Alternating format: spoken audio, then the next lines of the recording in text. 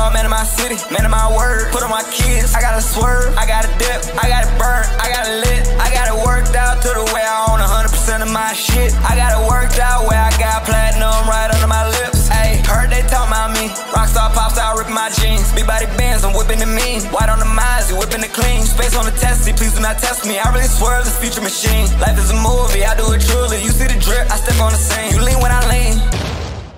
And welcome back to yet another Reckless Discussions with my crazy ass family. What up? So once again, they don't know what we're gonna talk about. And I love doing this to them. But let's get into their fashion. Everybody got a little bit of everything going on right now. Let's start with Jerome. Yes, ma'am. He is loving this hat. Pick of the year. I think it's a fan favorite. Anthony Hamilton. It got him a lot of attention. He looks like who? Anthony Hamilton. Anthony Hamilton. Okay. I take Yes, that. you know what? Yes, you did. A little better, but I'll take that. Okay. All right. I take my compliment back, bro. Let's just take the compliment back. London, you look nice. I like your titties. It's very much giving Miami vibes. Yes, it's giving Miami. I do like the like the top. It's Thank you. I nice. appreciate it. Okay. Do I look tanned? No. Okay. Cool. Damn. Prince, what do you have on? Baltimore's on Under Armour, baby. You look very okay, spring. Baltimore's on Under Armour. You know I how we like rock. that. I like that. Yes. Okay. I like that. I like you always have a And pop of Jessica, color. you're giving arts. Yes, Definitely I'm art. giving yes. Artscape. All right. What am I giving? Giving arts. What am I giving? Bondage. It's definitely bondage. My sound guy had a lot of trouble getting me mic'd up, but I It's did this for y'all. definitely cute. It's definitely Thank you. cute. I love All right, it. all It right, is all cute. right. Okay. All right. Well, cool. And the heels, yes. Everything, you know. Look at that. Look at that. That little 70s spot who shagged in the heels. I love it. You can boogie in them. I can boogie. All right. Well, now that we all look good and we've established that, the name of the episode is called Truth Hurts. All right. And we're just going to dive straight in. So the first segment is called Face It. All right. A lot of people struggle with self-realization. A lot of people always blame others for other things that they have going on, or sometimes they don't even know that the problem is within them because they just don't know, until it's brought to their attention. Some people run from it, some people embrace it. And I have designed questions for you guys just based off of issues that I feel that you guys may struggle with or whatever. So yes, because I may not be the ones that know you best, but I know a lot about you, motherfucker. So yeah. And y'all don't have to be motherfuckers. I'm sorry. Yeah. I'm trying to get better with it. I'm trying to get better. So Rome, when the going gets tough, you run. I ain't gonna say I run. Okay. It's just, at this point, it's like a low tolerance. Like, especially when you communicated, or at least you think you communicated enough, but the other party don't want to communicate unless it's convenient for them. Okay. So instead of me just sitting there and taking it, I'll walk away. I don't run, I politely walk, but, you know. I didn't mean that you really be like, him saying, like running. I just, I'm saying, but at least I get the fuck out of there. Yeah, I tell you. You just don't come back and I'm gone. I mean, I tell you, but like I said, I try to communicate first. But if I see that ain't working and there's other intangibles that, I'm not liking, and you may not like them as well, I walk away. So, It's a build up, basically. And then you're like, it's a build up, explode. Yeah. But it's like, I can take credit for what I do. I wasn't perfect, but, you can't expect people to act on how you would act. So I just got up and left. Okay. Would you say that's like more of a pattern? This is not the first time you've done this. So is it like, because I No, this is the first time I did that. Other times I got put out. Okay. So you've never left I didn't. anyone? No, I didn't You like. always As far got as left. living together, no. This is the first time I just got up and bounced. Okay. I mean like termination of relationship. Oh yeah, yeah. Like this when you is break up, y'all going your separate ways. It's done. Like it's a pattern yeah. there. I could see where you're saying it's a pattern. Yeah. It feels like a pattern. And one of the things I did say in that pattern, you called it the pattern, but one of the things I did say was like, damn, I failed again. Because that's what it feel like. It feel like I failed and I just keep trying and trying. Because one thing about me, I'm not scared to commit. It's just, at this day and age, I'm very, very low tolerant. Especially when I got other things going on. I'm trying to accomplish things, finance. It's so much mentally that I really don't have time to keep sitting there and talking to a brick wall.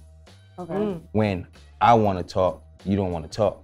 But I'm supposed to talk when you want to talk. When I wanted to address it within the two, 3 days. You want to wait a whole week? No.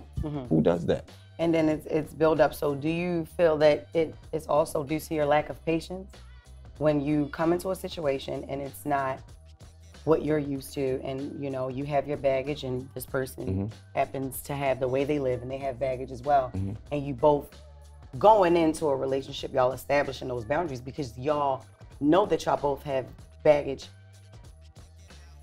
It begins to become like a tug of war, and you don't like the tug of war. You like to up and leave instead of working through things. Would you agree with me that your lack of patience is like it's the lack of patience? I'm not being with you patient as well. I'm not being You don't patient. like having to go through a process. I'm not being patient, especially when it's been long enough. How long is what is patience? 8 months, a year? I'm supposed to keep waiting. Like when I'm changing daily. I knew what I was getting myself into, and I fully committed to that. I knew it was another child. It was another child involved. I came with my baggage. Like I said, if you wasn't going to accept my baggage, you could have fucking walked. Okay. Because my is my baggage. Okay. And you know, when I say baggage, it's not saying it's negative, but I have kids. I have multiple children. Right. I have multiple children, mom. Some I'm cool with, some I'm not. But you accepted the fact that I had these things. Right. So if you couldn't accept it, should have let me go. Right. Because I know me personally, if I only have a little amount of children, whatever the case may be, and you got about a lot, right. Yeah. So if someone can deal with that, because your standpoint is, this is my baggage. This is my, you knew this going in, could she then say the same thing? You knew that my issues were this. No. You knew. You can't say the same thing because you don't get those issues until you move with someone. Certain issues I wasn't getting. Like my dad always said, do you know how she lived? And when he's saying that, one of the things he said to me is she is clean as you. Not do she wash her ass or the case may be, but I have OCD. I don't like dirt. If I make my bed up when I come home, I expect it to be no creases. So you just setting your ways. Yeah, I'm setting my ways. That's what that is. And I'm getting older. I'm getting older. Because everything I'm hearing is I. But I'm saying I because it was always I and my to me. But when you're with somebody else, it becomes a y'all us. and the we. It's a us and a we. That wasn't the case. Just like my children or her children. When I do things, it's all of us. When I give baths, I give all the girls a bath. I give the boys a bath. It's not like that on the other end. Okay, and so she just does for her. Yes. Oh, yeah. If the kids are crying, if it's not, I'm the man in the house. If the kids are crying, I get up for whoever crying. Yeah. Not just when Bryson crying. But also when the kids are crying and I walk in there, if it's mine, she don't walk behind me. But if it's hers, she coming behind me. I don't need you to, that make me feel like you think I'm doing something. So she's policing the discipline. She's policing me, yes. Discipline with her children. And mind you, I have my ways as well, but these are the things that I constantly communicate. When you're dealing with someone with kids, the number one thing is accepting that child and accepting that you will father or mother another child that's not yours. Someone else's child, okay. Everything is always I and my. Okay, okay. So was this communicated? It's always been communicated. We just sat up hours in the middle of the night. And talk. And talk. Of course, she'll say, oh, no, this didn't happen. Oh, you didn't say this. And she only say this when certain people are listening. When it's just us, oh, I got receipts, I got voice recordings, I got text messages. Okay, well, pull them out because I got them too. Yeah. So over the 8-month course of time, so it was about, I'm gonna say about 7 months before we decided, all right, let's bring it into one. We're really gonna let's bring it into one. Move in. Okay. And you know, y'all know I also said I was never moving with a woman again. Yeah, you said that. I put my pride aside Every because year. I assumed that because we had history that it was going to work. It just had to work. It automatically had to work. Do you take accountability for thinking that you may have moved too fast? I do, and I say that. That's why I say, fuck, I failed again. Damn. I should have went with my gut. Yeah. Are you okay? Me? You all right? Oh yeah. Yeah. I'm I should have sorry. went with my gut. Okay. It said, yo, don't do it. Yeah. Keep the relationship where it is. You stay here, you stay there. But me just wanting the family oriented, she's pregnant, whatever the case may be, I went on and you know, because it was also told to me, okay, well, when we living together, you can work more. You don't have to find a babysitter. Or, you know, you don't have to go outside the house and do certain things like you used to do. Getting my kids' hair done, doing my daughter's edges, helping me take my son's hair out, blow dry, little small things like that that mean so much to me. And that thing kind of changed. And it changed. Once y'all got into the same household. It becomes, oh no, you got a babysitter? I was filming. And she had, we filmed all day one time. She like, make sure you have your affairs in order before you go do anything. But I understand that because you cannot obligate her to do certain things because she's a woman. So say no. So say no. You know. So say no.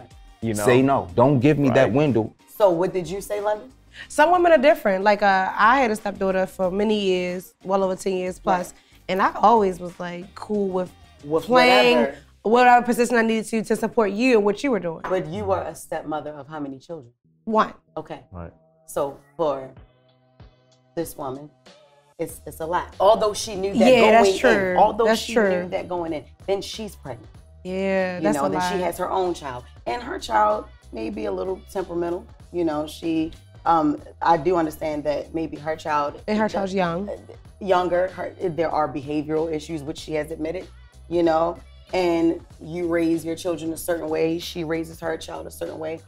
The child doesn't have a father. You know what I mean? Well, that an excuse? Her father is not, it's not an excuse, it's the truth. Okay. Her daughter's father is not in her life. So she has no male figure every day. That's why when you came along, it was adjustment, it was change. You know, she's 2. She had 2 years without a dad. She's trying to get used to having one. And you're trying to get used to having a new little girl who wasn't raised by you, she temper tantrums and all that. Your kids don't do that. Her being around them, it'll kind of change. It's just a process. I think your lack of patience, you being set in your ways, and you honestly move fast, that's what kind of helps you build up. You get so overwhelmed when you just be like, yo, I'm out of this. I can't do this shit. And that's why you feel like you failed.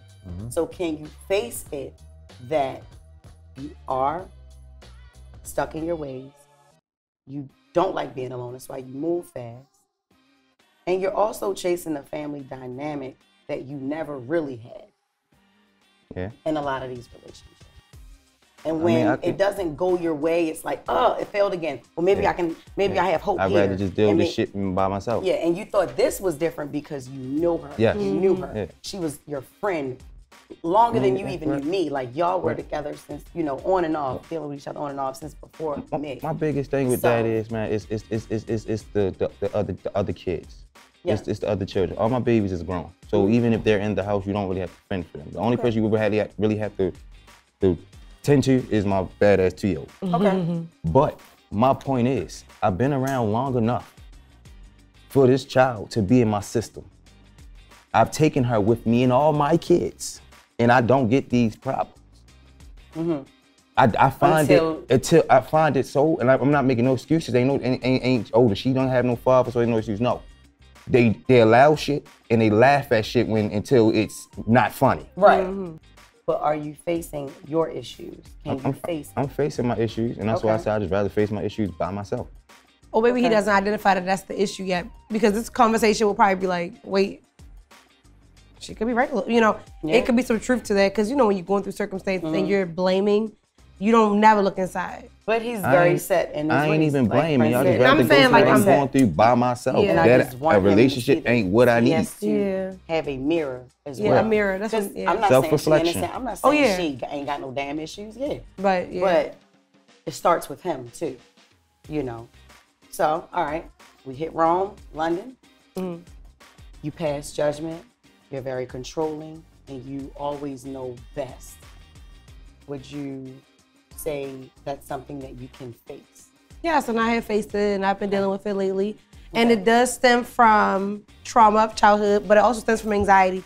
I have severe anxiety about control. Like, I want to make sure that, like, I'm not going to fail. I'm not going to go down, like, somewhere where I came from. So it comes from that. And of course, that's with me taking therapy. I've realized that, you know, with having anxieties about things, you're just always on panic mode, right? But it boils down to characteristic things. Like, And I actually hate it about myself because I'm such a God-fearing woman and pray so much about not judging others.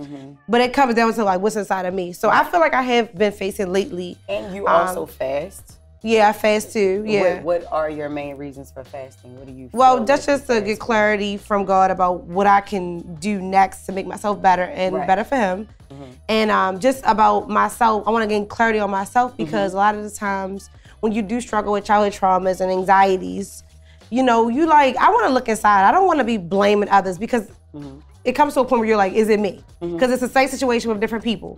And I'm grown up to say, is it really me? Like, and I'm fine with it. And I'm okay with saying I'm sorry if that is the problem. And knowing when to step back and realize like, you know, it's you the problem here. And I had to realize that, and that's why I took a few forms of therapy recently because it was starting to come to a point where it was affecting like just everything in my life. And I just was, basically, a lot of the characteristics of somebody facing anxiety or childhood trauma does be those little characteristics: perfectionism, controlling, judgmental, and I hated judging people, right? Because it's like, who am I to judge anybody? Like, but it was also it just came from a place of insecurity for me. So I'm working on it now, and I'm glad that as of lately, literally in real life, I have been.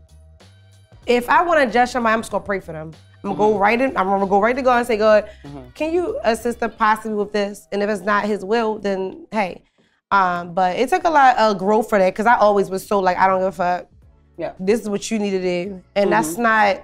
I had to look inside, so I can take responsibility for how I've been in the past. But now I'm on a different path, and I'm all down to just be supportive of someone because you never know what somebody else is going through. So I'm judging you when you going through something like that's crazy. So you don't feel like you judge people at all now because you keep saying past. Yeah. But is it really in the past? Are you still changing? Yeah. Are you still, because past would be like, oh, I used to do that. Do you still slip up occasionally? Do you, because you don't got to be as worse as you used to be, but you can still pass judgment sometimes. You can still find yourself being controlling. You can still find yourself thinking you know it all and judging the next person. And then you'll catch yourself. Yeah. And be like, oh, shit. I think I'm at a catching myself phase right now. Yeah. And because if I do it, I try to pull back. Right. Because I'm like, I've been praying about learning how to get over this. Yeah. Because I'm a spiritual person. If anybody knows me, knows that. Yes. So I go through things in more of a spiritual thinking and not trying to be perfect because I'm not. But I try to think of it as like, how would God tell me to react to the situation? Right. So, it's going, like, I'm telling you, yo, like, honest to God, like, girl, I'll be definitely like, and because you learn more about somebody, not automatically coming up like, oh, that's what she says, so ew. Yeah. Like, I'd be like, oh my God, that's interesting to know about you. I never would have guessed. And I learned something. So it's a daily progress, and I'm really trying my hardest to really get through this stage of life where I'm really trying to like better myself and understand others. And I think it's great because we have viewers the same way. Yeah. And they are going to be able to resonate with you. Oh, damn, I'm not the only one that feel that way. Yeah. So that's why I pull and I tug on y'all. They get certain shit. It's like, you know, because there are people just like you. I remember you used to always be like, oh my God, I'm the only one like, I'm the only one like, I'm the only one. You're not the only one like that. So just, you know, being most transparent is always best because you don't know who you're helping. Prince. That's my name. You are very comfortable. I am. Yes. And shit. I'm ready for my shit up here. This is the talk series. I know. I'm real Jessica Couch. All right, good. And right now you playing therapist, so yeah, you are playing therapist. I like the therapist, guys. Shit, you might go ahead and lay down, yo. You might as well lay down. Jessica, you want to sit over here? Okay. So, Prince, you have a love struggle and also confidence, self-esteem. Okay. Are you facing that this is true? And are you facing it? Have you faced it? Let's break it down. Okay. So love struggle. Love hurts. Yeah. Love hurts. Every relationship that I've ever been in, it always ended up in the same situation. You know, so it hurts. It's tough. It's very tough for me to try to open up and be willing to love somebody because it just be like, all right, what's your angle? Yeah. Like, what you want? Right. You know, confidence was the second one. Yes. I mean, I'm confident, very confident in who I am. You know, confident things that I bring to the table. It's just, again, my confidence goes down when it comes to love because confidence and love. Yeah. Yeah. So my confidence comes down in that because it'd be like, I'm not going through this shit again. Yeah. You know what I mean? Like, not going through that. And then it'd be the little shit that makes me like hesitant. Yeah, or just like not want to deal with a person because of shit that I've been through. You know what I mean? Self-esteem. Honestly, my self-esteem, I've had low self-esteem since I was a kid. Like I've had low self-esteem since I was a kid. Why? What? I have no idea. What do you feel that you don't like? It's not anything that particularly that I don't like. I just feel like I just always want to perfect something to be different. Yeah. You know, like not from where I came from. Not saying that I came from a bad place or like an abusive place or like a, you know, like a fucked up household. Because my household was very like well put together for the most part. So it's just like, I don't know. It's just like my self-esteem has just always been, I've always had low self-esteem. Like shit, even when I was fucking bitches, it was just like, you know, it was just like, for me to approach a female was like slim to none. Like I would kind of let them play on me type situation. Even with males, like I'm never gonna walk up to a nigga and be like, "What's up with it? How you feeling? Can you know what I mean? Can I take you out?" Like that's just not who I am. That's what I'm my getting self-esteem. to. It's not even afraid of rejection. It's just I don't feel like that I'm anybody's type. Like when people be like, "Oh, you look so handsome, you look so cute," I'd be like, what the fuck are y'all looking at? Like that's really how I feel. Like it'd be like, it'd be like, what the fuck are y'all looking at? Like, do y'all see what the fuck I see? Like, what are y'all looking at? You know, and it'd just be like, okay, thank you for the compliment, but it'd be like, I don't see this person that you all see.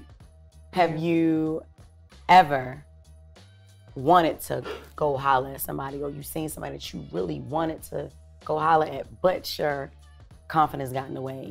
A lot of people. The fact that you feel like that, you know, you don't see what we see, did that stop you? Absolutely, all the time. Because I remember we were in Vegas, and there was this fine ass white man following us around the whole time. Yo, wrong. The man stuck his head in the truck. I'm thinking he a fan of me and shit. That's why I said, Jess, you gotta calm your ass down, bitch. Everybody don't know you. But I'm like, oh, how you doing? He's like, no, hi. I'm like, Prince. He was like, how you doing? Hey, fine ass white man, just following us around. Cause and when I say us, he's not following me, but we're together. And I don't know, he wasn't following us around on no weird shit like he was trying to kidnap a motherfucker. It wasn't none of that. We were staying in the same hotel. We stayed at the Mirage. Because I had shows, and he was at the same casino, hotel, you know, and he was at the same hotel, and he would see us, and he literally picked through some people and tapped Prince and was like, hey, how you guys doing? Hello. 3 times in Vegas. And I'm like saying to myself, why won't this motherfucker talk to this man real quick? You know, shit, let him attack me. But, you know, I'm like, shit. And Prince is just like, how you doing? Just very subtle and just very laid back and shit. And we were smoking and I asked him, I said, why? Why didn't you, you know, and then that's when he let me know about low self-esteem. And I would have never known that. You know, so you never know what people are going through, but it's always good for them to face it. That's the thing. That's the whole thing. Because, you know, I can relate to that. I suffer with self-confidence, obviously. It's always I look crazy. I look fat. Like, do I look, you know, so I would have never guessed that you had that issue either. And you don't like to take compliments. That's the difference between you and him. He suffers with, he doesn't have high self-esteem, but he knows how to take a compliment. What I don't like about you, you'll be like, girl, just get our hair done. And I'll be, oh, your hair look good. Oh, girl, I don't. All right, well, bitch, no mine. No, take a compliment. She's beautiful. She's radiant. Like, she's youthful. Great personality. I should get on somebody's nerves, but who the fuck don't get on people's nerves? You know what I mean? Like, you have to learn how to, like, you're quick to down yourself so no one else will do it. You don't do that. You know, so these are just things that I want you guys to face, because y'all are all 3 beautiful people. Y'all mean the world to me. So I really felt like this episode was needed. Okay. Moving on to the next. No. What? I'm good. We ain't going nowhere. You ain't good. We need to know. The people need to know. What? Okay, what? One thing that you do that I've seen is I feel like you give more than you receive to people. Not just on relationship wise, but I just feel like that you give out time and energy. too many, not even time and energy. I feel like you give out too many opportunities and too many avenues to people that always end up doing some fuck shit to you.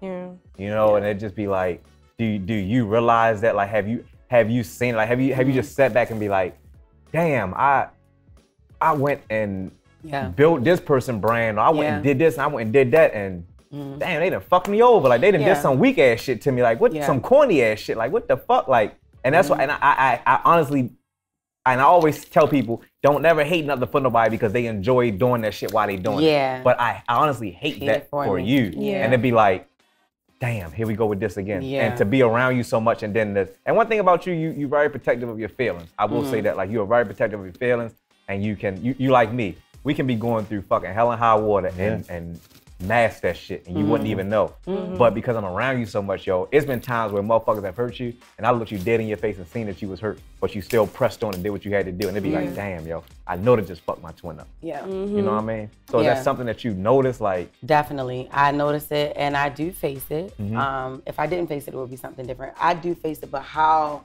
I move forward with it is, you know, I look at it as a seed that I sowed. You know, it's gonna come back. It's gonna come back. That's why I'm tremendously blessed. I do, and I'm doing it right now. Absolutely. I'm doing it currently, sitting here. Somebody sitting here fucked you over? Sitting here right now. No, not with y'all. No. Somebody saying fucked you over? I'm doing it currently in my life right now. I'm sowing, I'm sowing, you know, and I'm gonna be blessed. Maybe not by that person, but by him. By God. God is gonna, you know, God is gonna send, you know, my reparations. Do you think that's a defensive mechanism that you have by masking and not, like, is it not facing it, or is it just like you just put it on the back burner? I think it's protective. It just protects. It's me protecting my feelings, and it may be toxic ways that I do it, because sometimes I don't need closure. I don't need anything. I just need to go. And that is so true. And that goes back to me questioning Rome. Like, you know, when it gets rough, I run, but I don't run when it gets rough. I just run. But I'm gonna tell you, I'm running. Same thing you said. I'm gonna tell you, I don't want to be here. And I'm going to visibly get my ass away. I'm going to tell you why. Then I'm going to block you because I don't want to hear what you have. But that's good. That's growth, though. Because at first it was like, it was hard to, like, you would kind of like forgive. But now you just deal with them from a certain distance than you did before, which is good. And hold people accountable for their actions. And that brings me to the next segment, accountability. All right. That was a good crossover. Yes, it was. I like this. So, Rome, who or what would you say you blame for your failed relationship? Me. Yeah, okay. I like it. That's good. If you have nothing else to say, that's fine. No, that's really the only answer that I was thinking, but like me, go ahead. I control my own destiny. Yeah. And like I said, maybe I'm not doing what I needed to do for them women or these women or the women I've dealt with in the past. Like, you know, to say that, okay, it failed every time. Or maybe, like, I can't bring the best of them out so that they can be the best for me. So, you know, it's just, I don't have commitment issues because I know how to commit. But I also don't want to feel like I'm wasting my time. And it's not about being patient, because I know certain women ain't going to be patient with me. They ain't going to say, oh, I'm going to let you go ahead and get yourself together mentally, financially, whatever the case may be. When you get that together, I'll be here. You know, I've been through all types of aspects in life, and at the end of the day, it's always still been me. I've vented to people. I've thought that even with these women, they can hold my deepest secrets, but what they do, they throw it back at me. Me. You take accountability? Yeah, me. It's but me. In your explanation, you still blame them. So I'm taking accountability for me putting myself in those predicaments and not seeing the best, or not putting out the best so that I can get the best from them. Because it's always a swap of energy. You get. You get what you give. And sometimes you don't get what you give. And sometimes you don't get what you know, give. But you get what you give most of the time. Correct. Okay. London, who or what would you blame for the reason that you were ghosted? Ghosted? Yeah. Remember saying, I mean, I don't know. This is serious. No. Who or what would you blame? I don't know how to take this.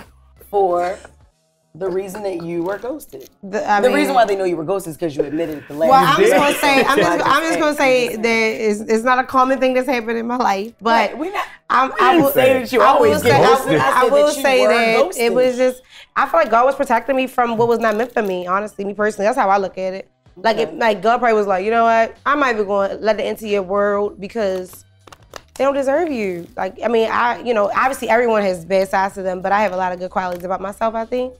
And I wouldn't say that you have a bad side.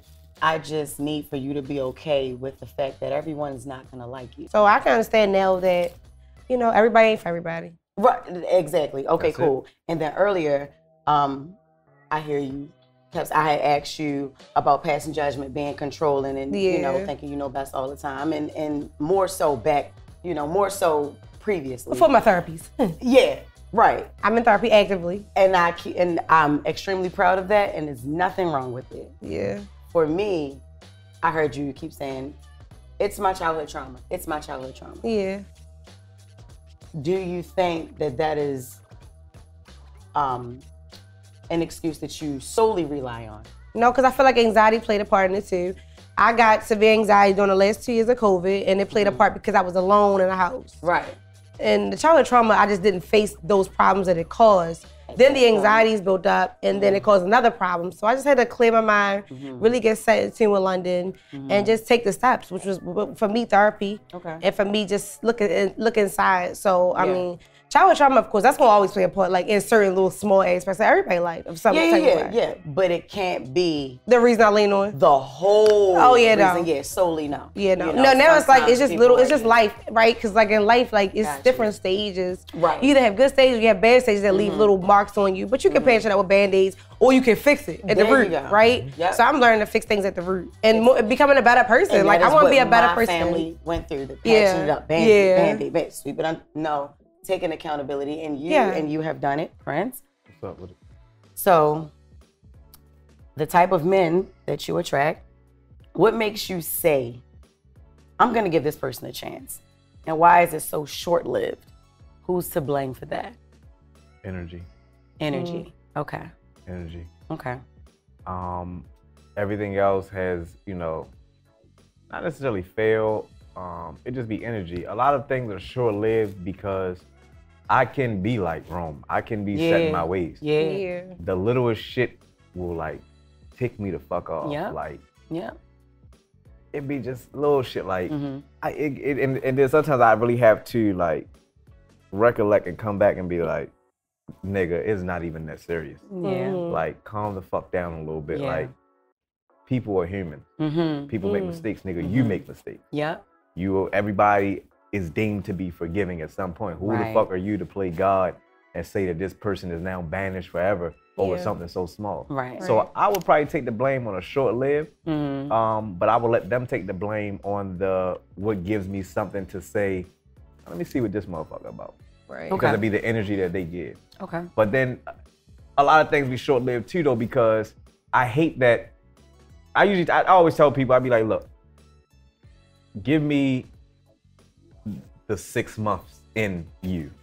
Don't give me this honeymoon. Okay. I don't want to date your representative. Give me the real you. Give me the real you. Let me know who you really are, because all this cute shit you do in the beginning, we ain't doing this. We ain't gonna sleep on the phone. We ain't gonna sleep on the phone on FaceTime every night. Like, we're not gonna do this the whole duration of our talk ship, relationship, whatever ship it is. Like, we're not gonna do this. Yeah. But sometimes we're just not. Those things need to happen. Those things. Those things are gonna happen because you get butterflies when you're first in something. That's what happens, and then I noticed that somebody will do one thing and it'll like kind of taint you. It'll taint your whole perspective of them.